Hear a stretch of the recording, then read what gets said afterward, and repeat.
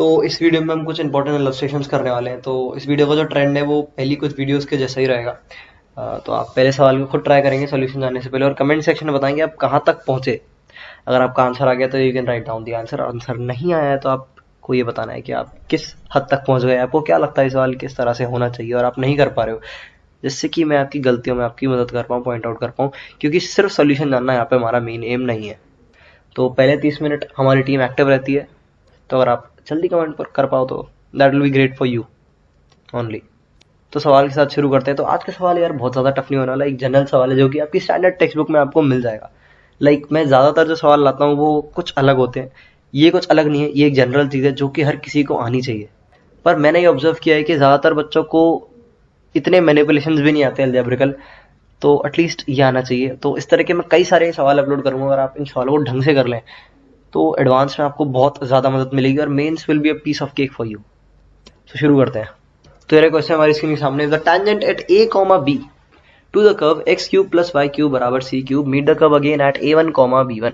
तो आपको सिंपली इस रिलेशन की वैल्यू बतानी है, that is a1 plus a1 upon a plus b1 upon b। ठीक है, तो इस सवाल को ट्राई करो और बताओ कमेंट सेक्शन में कहाँ तक पहुंचे, वीडियो को पोस्ट करके ऑब्वियसली। तो उम्मीद करता हूँ आप लोगों ने ट्राई कर लिया होगा। जिन लोगों ने ट्राई नहीं किया है, आपके लिए ये वीडियो देखना पॉइंटलेस है, क्योंकि जिस तरह से आप नेटफ्लिक्स का एपिसोड किसी इंजॉयमेंट के लिए देखते हो, ये लगभग वैसा ही है। और ये तो बल्कि सवाल है, तो आप इसमें नेसेसरी इन्वॉल्वमेंट भी नहीं दिखा पाओगे अगर आपने ट्राई नहीं किया है। तो जितनी मैं चीज़ें सिखाना चाह रहा हूँ इस वीडियो से, आप उसकी सिर्फ मेरे ख्याल से 10 या 20% सीख पाओगे। इससे बढ़िया आप कोई एपिसोड ही देख लो तो ज़्यादा उससे ग्रैब कर लोगे। एनीवे, या फिर कोई मोटिवेशन वीडियो। एनीवे, तो जिन लोगों ने सवाल ट्राई कर लिया है, आगे बढ़ते हैं दोस्तों। तो मैं सिखाते हुए चलूँगा, तो हो सकता है मुझे जनरल से ज़्यादा टाइम लग जाए, जनरल से डबल टाइम लग जाए सवाल को सोल्यूशन देने में, क्योंकि मुझे समझाते हुए भी चलना है। So be aware with that. Anyway, तो सबसे पहली चीज़ है, हमें यहाँ पे d y by d x निकाल लेते हैं, क्या होगा।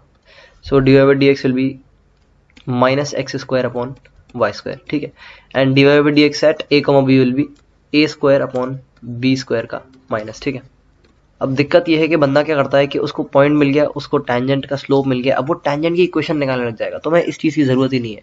तो मैं सबसे पहले अपने दिमाग में ये फिक्स करना है कि सबसे पहला ईजिएस्ट मैनिपुलेशन तुम क्या कर सकते हो, easiest.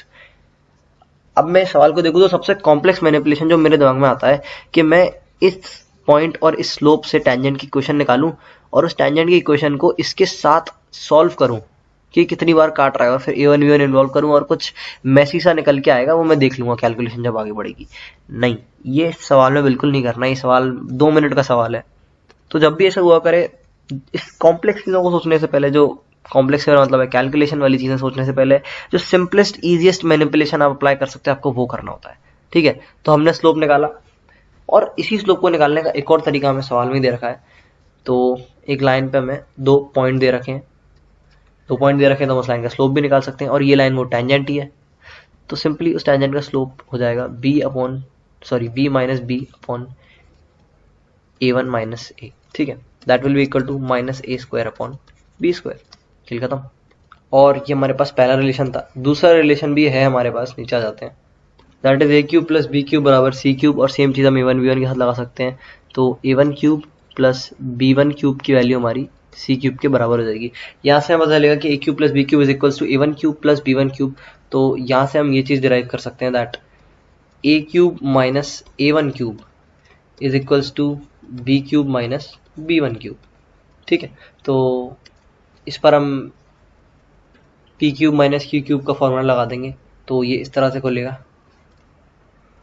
a minus a1 multiplied by a1 square plus b बोल रहा हूँ मैं, a आएगा प्लस a स्क्वायर। अब यहाँ पे प्लस या माइनस आता है, काफ़ी सारे लोग कंफ्यूज हो जाते हैं और वो फिर चीज़ों को एक्सपैंड करके देखते हैं।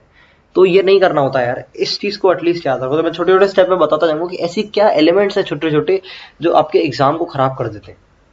तो यहाँ पे आपका प्लस आता है, इस चीज़ को याद रखना। आज के अंदर भूलना, इस वीडियो में बता दिया है। तो ये इक्वल हो जाएगा इस चीज़ के। इन दोनों को जब हम इक्वेट कर रहे होंगे तो हमें एक बड़ी इंपॉर्टेंट चीज़ देखने को मिलेगी कि a upon a1 sorry a minus a1 upon b minus b1 की वैल्यू जो है, उससे हम स्लोप के बारे में कुछ प्रिडिक्ट कर सकते हैं। बट रिलेशन में हमने यहाँ पे गड़बड़ी की हुई है, यहाँ पे प्लस नहीं आएगा, it will be b1 cube minus b cube. ठीक है, तो सिमिलरली जो साइन है हमारा यहाँ पर भी चेंज हो जाएगा, that will be b1 minus B. So coming back to the point, तो इन चीज़ों से जो दो टर्म्स जो हमारे निकल के आए, येलो लाइन से अंडरलाइन कर रखे हैं मैंने, इनसे हमें स्लोप के बारे में थोड़ा ज्ञान मिलेगा। तो सिंपली आप इन दोनों को डिवाइड मार दो और स्लोप की तरफ आगे बढ़ो। That is a minus a1 upon b minus b is equals to b1 square plus b square plus b1 divided by a1 square plus a square plus a1।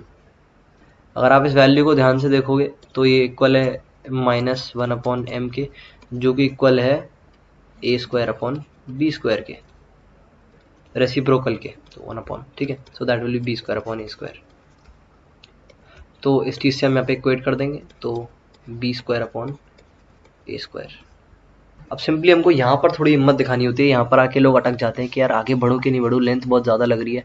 But आपके पास काफ़ी ज़्यादा एक अच्छा रिलेशन पहले से ही है जिसका यूज़ आने वाला है।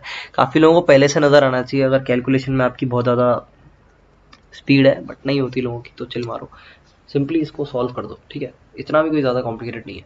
सो सॉल्व करने पे हमें मिलेगा, और वैसे भी जब हमें दिख जाता है कि कुछ करने पे टर्म्स कट रहे हैं, तो हम उस चीज़ को करने के लिए आगे थोड़ा और मोटिवेट हो जाते हैं, तो हो जाते हैं थोड़ा मोटिवेट, ये दोनों कट जाएंगे। इसको हम और अच्छी तरह से रिजॉल्व कर लेंगे तो हमारा निकल के आएगा। I take purple pen now, that will be this. तो सिंपली कुछ नहीं किया है, इन दोनों टर्म्स को एक साथ ले लिया है और इन दोनों को एक साथ ले लिया है और ए बी इसमें से कॉमन निकाल लिया है। तो यहाँ से भी हमें एक बड़ी प्यारी चीज़ देखने को मिलती है कि फिर से हमारे दो टर्म्स जो हैं पूरे पूरे कट गए। बढ़िया यार, चीज़ें काफ़ी ज़्यादा सही जा रही हैं। और अब हम देखेंगे A B one plus A one B, वैसे काफ़ी लोग अब तक हो जाना चाहिए सवाल।